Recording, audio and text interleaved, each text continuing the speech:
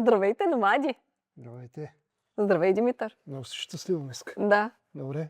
Какво правим сега? Нещо ще ни показваш. Нещо, което на мен ми е тотално непонятно. Готов ли си да ти задам въпроси като от неандерталци? Давай. Добре. Обаче, за да мога да задавам въпрос, първо имам нужда от поне малко информация. Предпазите. Предпазите ли? От какво предпазваме? Какво предпазваме първо? Товари. Товар. Да. Товара в Или топ. източник. Ето, почваме веднага с неандерталските въпроси. Какво е източник, какво е товар? Да.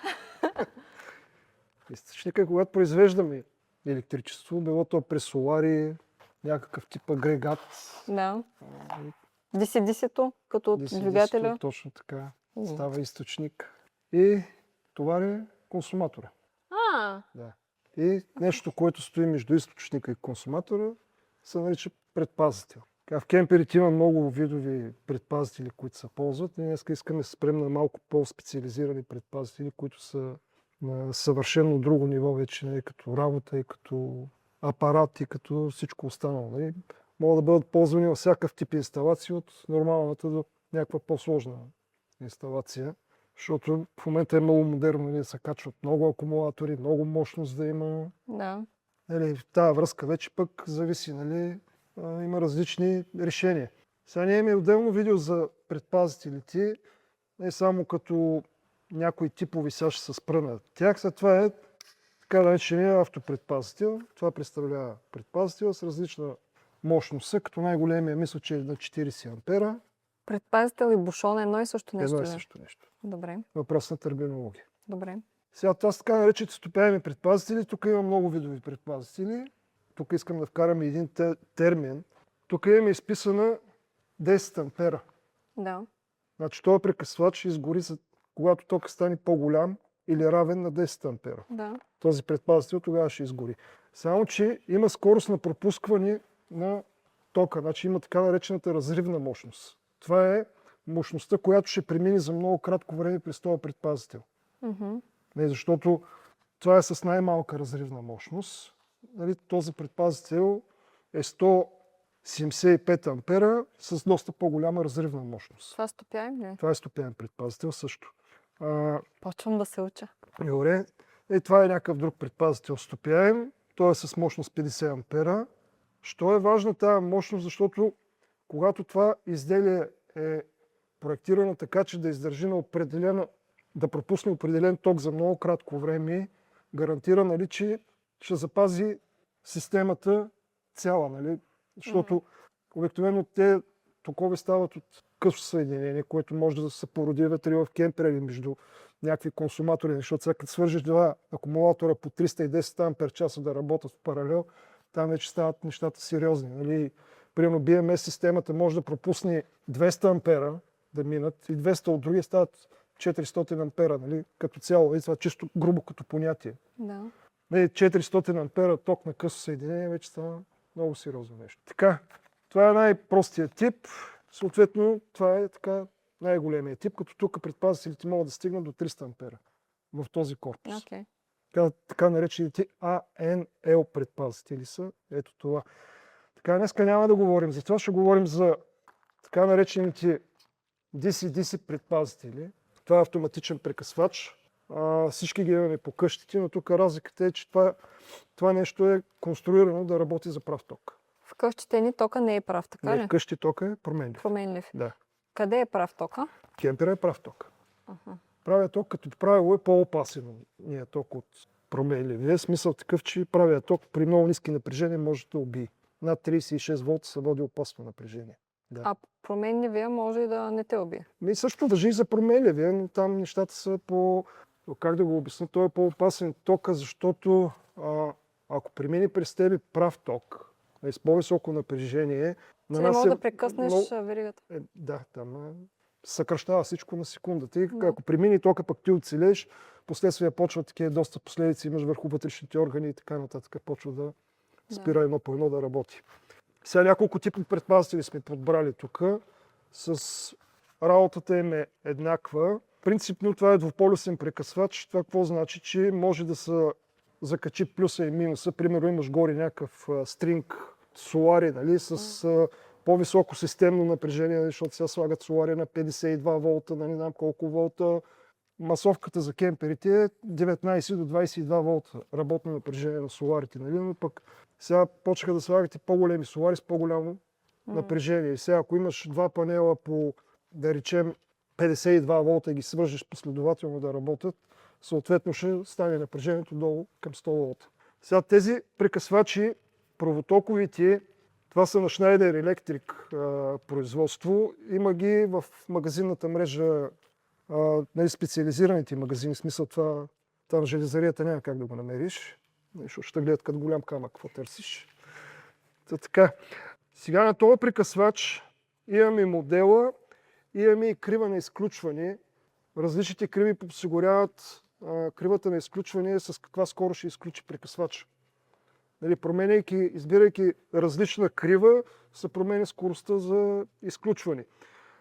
Принципно е добре да проверите, нали, като цяло тук на прекъсвача са написани напреженията, с които работи. В случая нашия прекъсвач понеже е на крива C, което е 6 кА, ни дава, че при 500 волта, при 25 градуса, този прекъсвач ще пропусне 6 кА.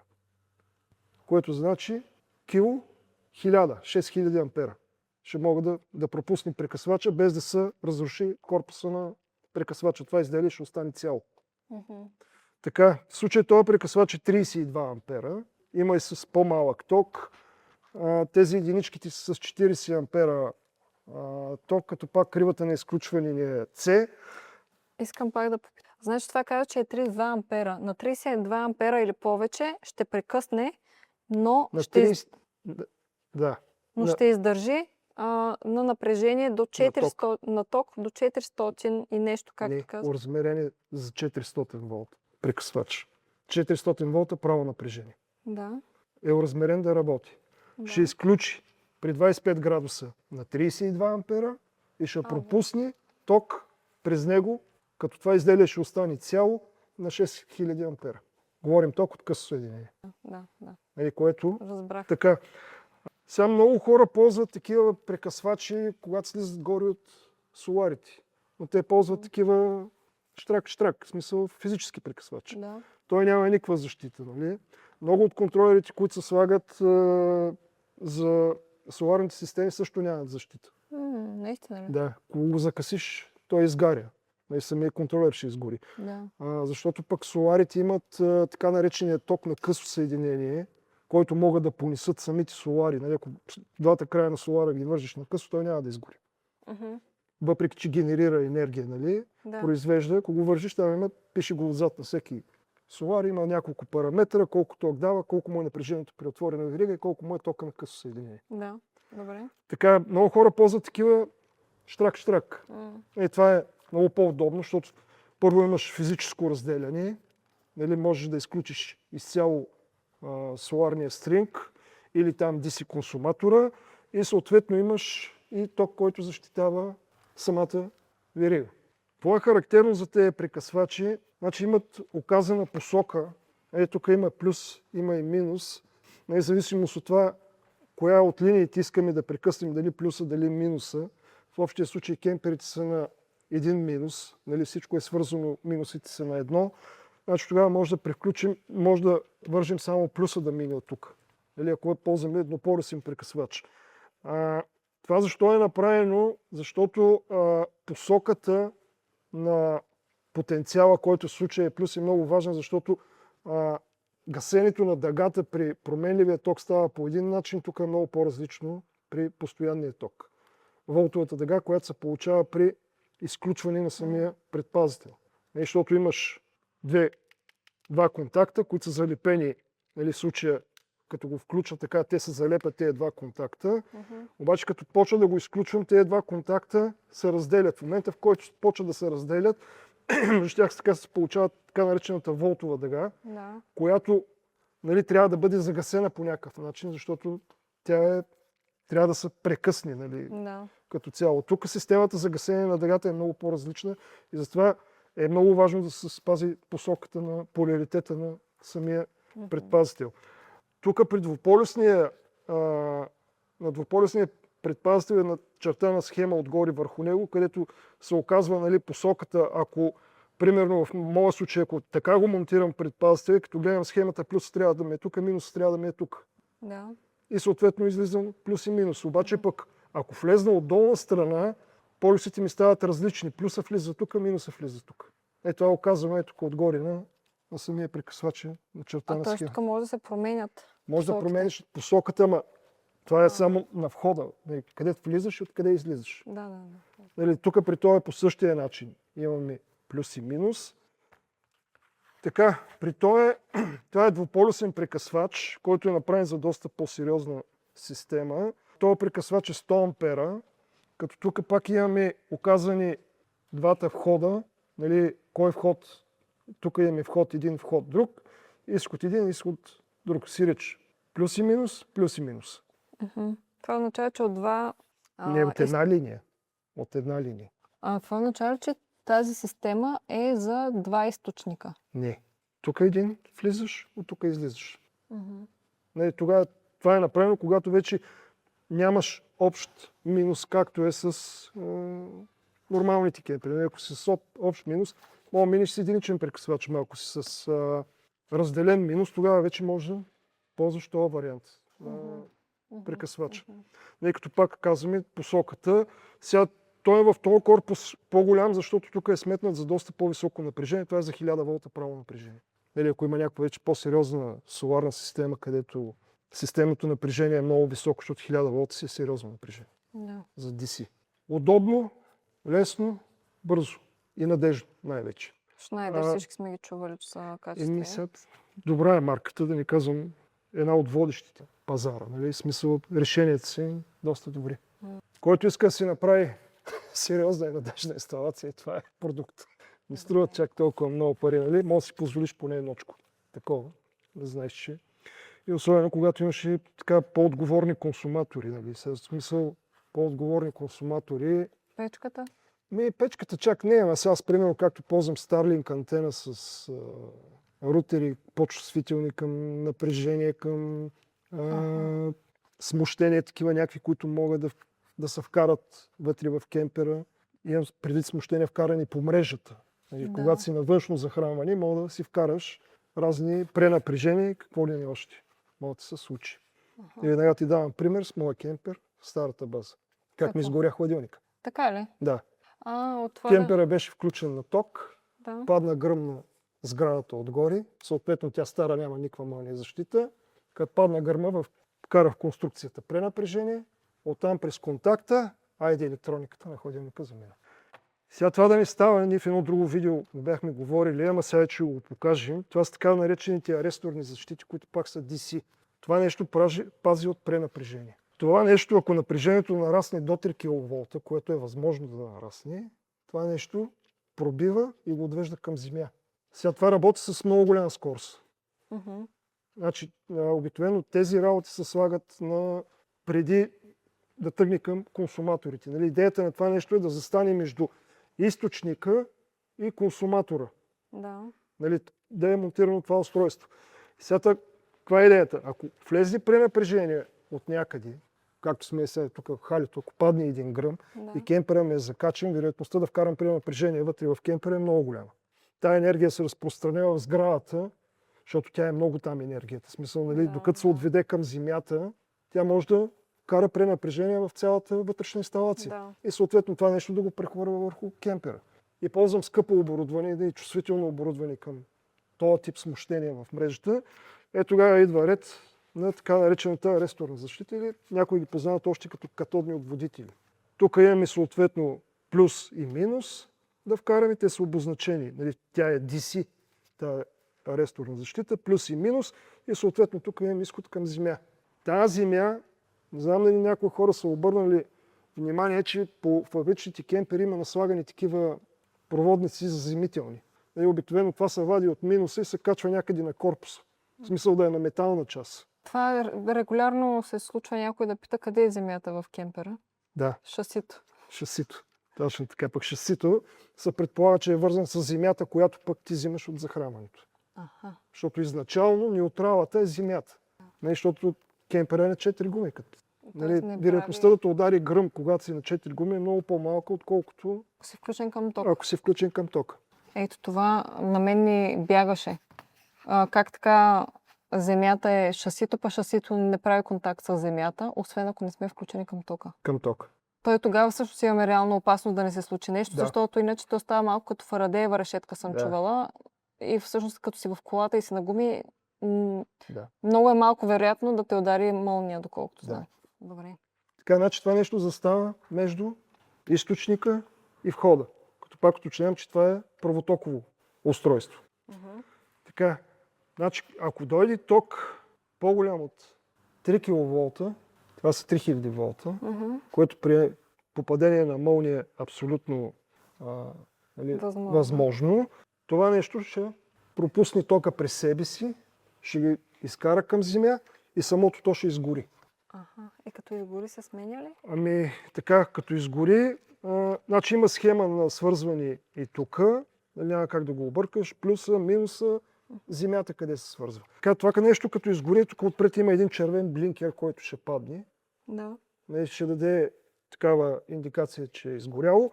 Отделно е тук има една контактна система, която пък може да се вземе сигнал, който може да бъде вкаран, ако имате по-сложна система, нали, примерно с GSM, съобщение, някакво друго действие да стане. Нали.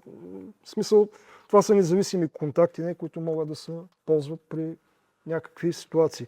Това нещо като изгори, се вади и се сменя снова.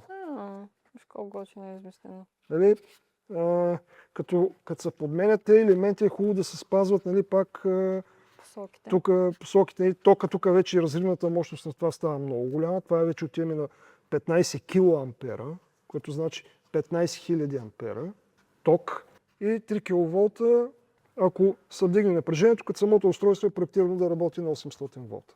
Може да бъде прилагано на всякакви видови соларни системи, не само, нали, не е проектирано устройството за кемпер или за каравана, но е съвместимо. В смисъл, може да се...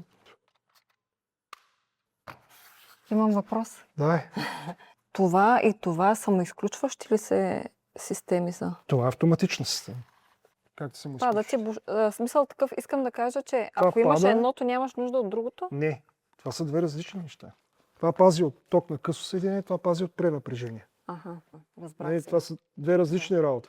Двете могат да работят заедно. Няма никакъв проблем. Разбрах. Дали едното ще пази от едното, другото ще пази от другото. Разбрах. Едното е приток, който идва отвънка, Да, който може да е опасен, другото е да си вътре, ако се случи нещо, те предпази отново. Разбрах. тук вече отиваме на една превенция в доста висок клас. Да. Нали, като защита, нали, който му е важно, да си монтира така. Да. Чудно. То, който идва отвънка, може ли да задейства системата за късо? Тя е в... Тя затваря. Не, тя е разделена. Това са различни са нещата. Значи DC системата си е разделена от 220 волтовата система, ама връзката става през така наречените зарядни устройства. В смисъл, ти като си включен на тока имаш зарядно, което е от 220 на 12. Нали? И смисъла на това устройство е да го сложиш между зарядното, което имаш на 220 на 12, нали? За да може, ако се случи нещо да стане по 220, да ти вкара пренапрежение вътре, идеята на това чудо е, че това ще изгори. Нали? Това ще го хвани веднага, ще го отведе към земя, ще изгори съответния модул. Аз така го набих, че сега не мога да го изкарам. Ще изгори това модулче, светва червения блинкер, сменеш и айде. А ако нямаш такова и влезе пренапрежение, Божа работа. къде ще удари? Къде ще удари? Обикновено горят чувствителните неща, като електроники. Да било то телевизор, сателитна антена, Starlink антена, хладилник, нещо, което има електроника. Още един въпрос. За това сега си обясних, че е за 230 от външни източници да ни пази, ако има пренапрежение. Това е за 12 волта. Какво става, примерно, ако имаме инвертор и си генерираме вътрешно 230 волта? Там може да се случи да имаме проблем, който с нещо от тук да имаме нужда да решим. Инвертора винаги има предпазител на ниската страна.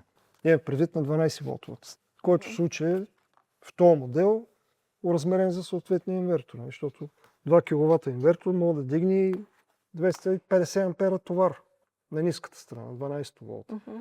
Добре, сега зависи от инверторите, които са ползват, защото там при инвертора няма фаза и нула, не можеш да го определиш. Там земята е важна. Когато се преобразуват това напрежение, то става вътре само с електроника и общо взето пак имаш чиста синусоида, но фаза и нула няма къде да примериш. Имаш 220 волта напрежение, 50 Хц, но нямаш точно определено фаза, нула. И затова при инвертора е важна земята. Нали, за защита на инвертора може да се ползва такъв двуполюсен прекъсвач, само че вече може да се мине на AC серия, в смисъл Да. нормален прекъсвач, Като са у дома. като за вкъщи. Но е добре да е двуполюсен. Двуполюсен. Да, защото вкъщи обикновено фазата минава през предпазителя, нулата е разделена на друга шина, земята е разделена на друга шина. Това беше двуполюсно, нали така? Да, Ама за е по-голямо. DC. Ама е за DC, да. DC. Разбрах. И така, владещите с кемпери стават все по-тъпкани с електроника. Има нужда от такива неща. Според мен да, превенция. Не е задължително условие, е превенция. Още повече, че има доста хора, които си работят от кемперите. Работят, живеят. Да, да. И сега за, Не е уикенд, просто... за уикенд, туризъм, Няма смисъл това по-скоро. си губи смисъл. Нали? Ако ще работиш, ще живееш, ще го ползваш и искаш надежност и сигурност. Там е Да. пътя. Така, Добре. това беше за днес. Ти още въпроси имаш? Ами, малко да обработя първо информацията, може после да имам. Благодаря ти много за търпеливото обяснение, като за неандерталци. Айде, чао! Чао от нас, номади!